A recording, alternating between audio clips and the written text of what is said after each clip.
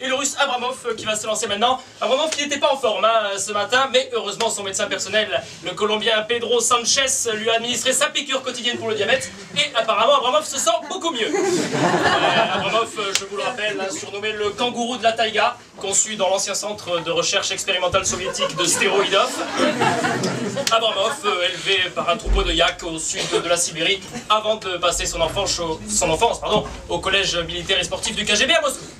Allez, Abramov, le russe, 9 ans et demi, 1m98, 105 kg. Abramov, oui, 157 mètres et record du monde battu, Jean-Pierre, tout à fait. Record du monde battu pour la 15e fois aujourd'hui, par 15 participants sur 16 dans cette finale, 15 diabétiques.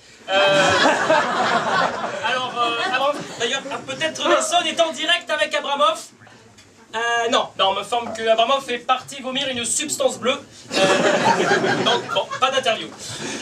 Alors, une très belle finale, Jean-Pierre, une très belle finale, des concurrents magnifiques, notamment le japonais Suzuki Yamaha qui carbure.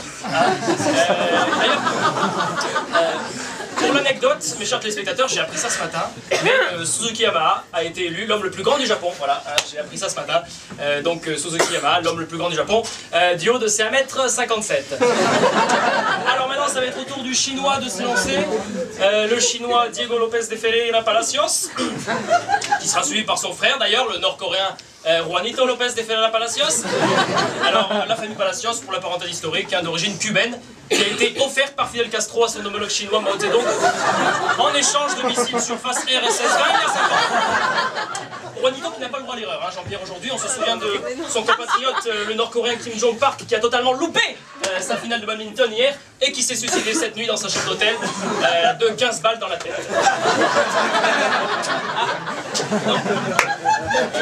Mes chers téléspectateurs, on m'informe qu'il s'agirait d'un assassinat. Kim Jong-park aurait été étouffé.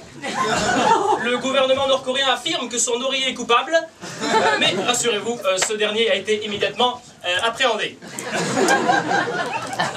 Une autre information concernant la finale du lancer de javelot, le Libyen Mouammar Toufik aurait été disqualifié. Il aurait, paraît-il, visé les tribunes. Il aurait confondu le vendeur de hot-dog avec Mouammar Kadhafi à cause du petit chapeau. Information évidemment à confirmer. Alors retour au 100 longueur, c'est la folie, c'est France 2, c'est le live, c'est le direct, au moins jusqu'à 13 h. Après il faudra switcher sur France 3 à cause du journal. Allez, c'est parti là, donc Diego qui est prêt là, le chinois. Allez c'est parti Diego. Oui, attention aux oiseaux. Oui, aïe aïe aïe, j'ai mal pour lui là. J'ai peur pour lui, Diego qui est passé par-dessus l'enceinte du stade.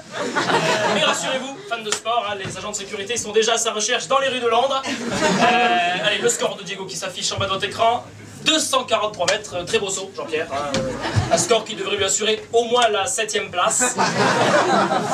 Donc des Jeux Olympiques de toute beauté. Jean-Pierre, il faut le dire, des Jeux Olympiques qui nous offrent un spectacle fabuleux et qui concourt d'ailleurs à toutes ces polémiques qui ont éclaté ces derniers jours concernant le dopage. Notamment le japonais Suzuki Yamaha qui a totalement démenti, qui a expliqué que ces cachets n'étaient qu'en fait que des palliatifs pour sa douleur aux testicules et qu'en aucun cas cela lui permettait de sauter plus loin. Ce qu'a confirmé évidemment sans aucune hésitation son médecin personnel, Diego Sanchez. Alors avant de se quitter, oui, un mot de volleyball. Iran, États-Unis, c'est terminé, 25 blessés partout. Et Danemark-Congo, c'est terminé également. 25-0 pour le Danemark, match arbitré par un Suédois, assisté de 2 Norvégiens. Alors, ce fut 2 matchs très fair-play, paraît-il, l'esprit sportif est sauf. Et je pense, Jean-Pierre, qu'on peut dire en toute franchise qu'en 2012, le sport moderne, tout comme l'Eurovision, est totalement absent de toute tricherie géopolitique.